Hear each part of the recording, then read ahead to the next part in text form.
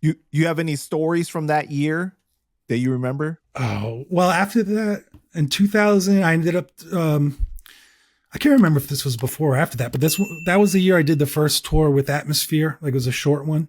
Oh, I meant in regards to Scribble Jam. Do you remember anything else that stands out?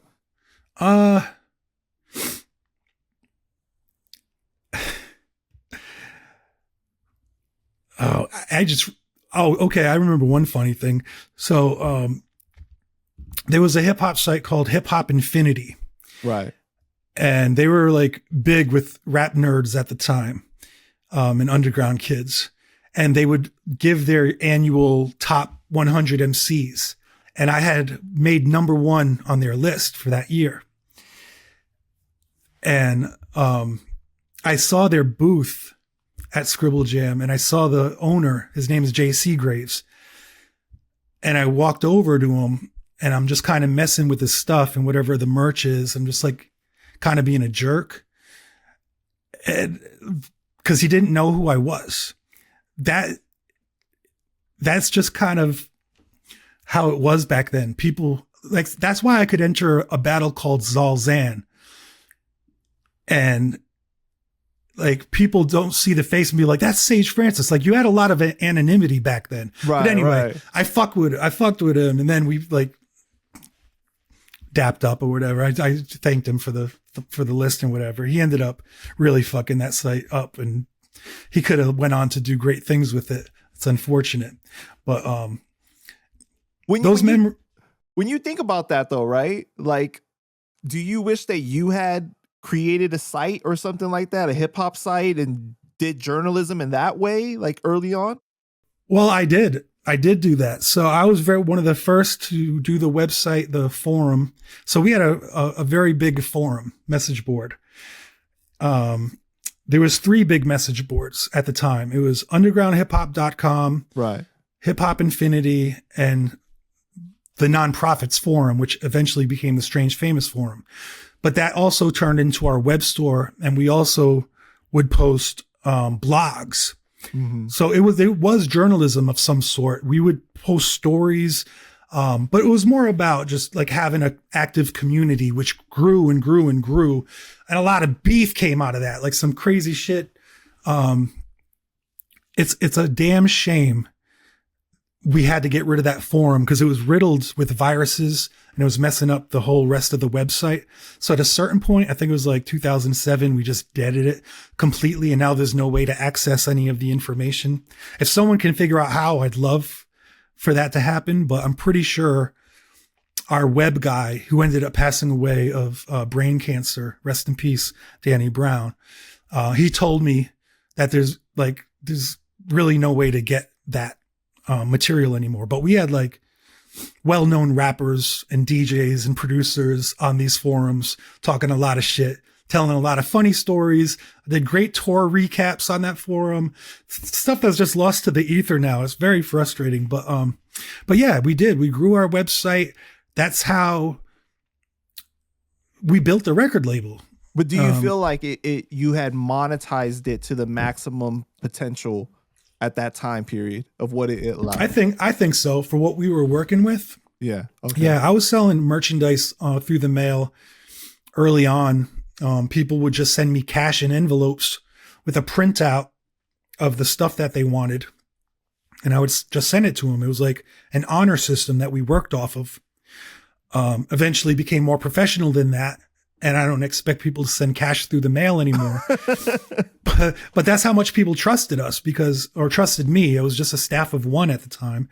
And then I, grew the staff more, took on more artists. The more I learned about the industry and the more I got my infrastructure in place, the more other artists could benefit from that rather than me just like using it for my own gains. But the industry changed at such a rapid pace. It was very difficult to keep up. And I was also touring almost nonstop through the bulk of my adult years. So, it was either pay attention to one thing or another thing. And like, thankfully I had people to keep the record label and website going while I was touring the world and putting out various projects. But yeah, no regrets about that. Like by that time I was done with the whole music journalist thing. I had a career. Do you remember any of the beefs on the forums that stand out to you that has been lost? Or you can't say?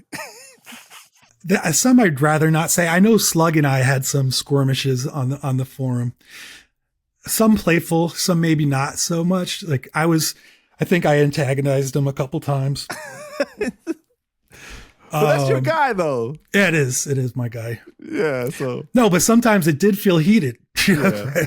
Like I'd have to ask him about if he remembers any of that. I'm sure he does.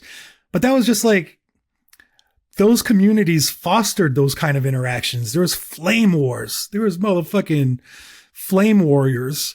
Man, some bad shit happened too, stemming from the Hip Hop Infinity message board, which ended up getting Vordel fucked up.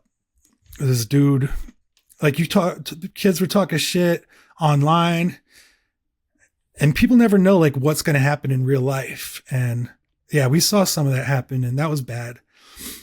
Vordel got fucked up. Yeah. So this was after the Cannibal Locks shit popped off, and somehow he got into a beef with some like psychopath. And at a show, he ended up, I mean, I don't want to speak out of school, but like he got hurt really bad. Like his head, he got blindsided. And this dude definitely went to jail for that. And I think it affected Vordel's personality and mood moving forward. That's why that may have like put some brakes on the whole Cannibal Locks thing for a while.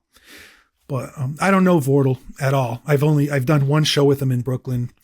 I wish the best to him, and I'm very sorry that happened to him, because we're all very vulnerable as artists. Because some psychopath like takes something the wrong way, and they want to prove how fucking cool or tough they are. You're not easy to like. It's easy to locate an artist, especially when they're on tour. Like where they're going to be. So you kind of always looking over your shoulder and wondering like what someone's angle is. And you know what? I feel like also like most of the time people that are talking online, it's like nothing's going to happen, but you just never know who's the other person that's on the other side of that computer or screen, or you know what I mean? Like there could be a really sick motherfucker that will do some crazy shit. It's in the numbers, man. It's a percentage game. Like there's like, yeah. It's not far-fetched to think that 1 out of 100 people is a fucking psychopath. Right. Yeah. And when you're dealing with hundreds of thousands of people, you got a lot of psychopaths that are potentially in your mix. Mm-hmm.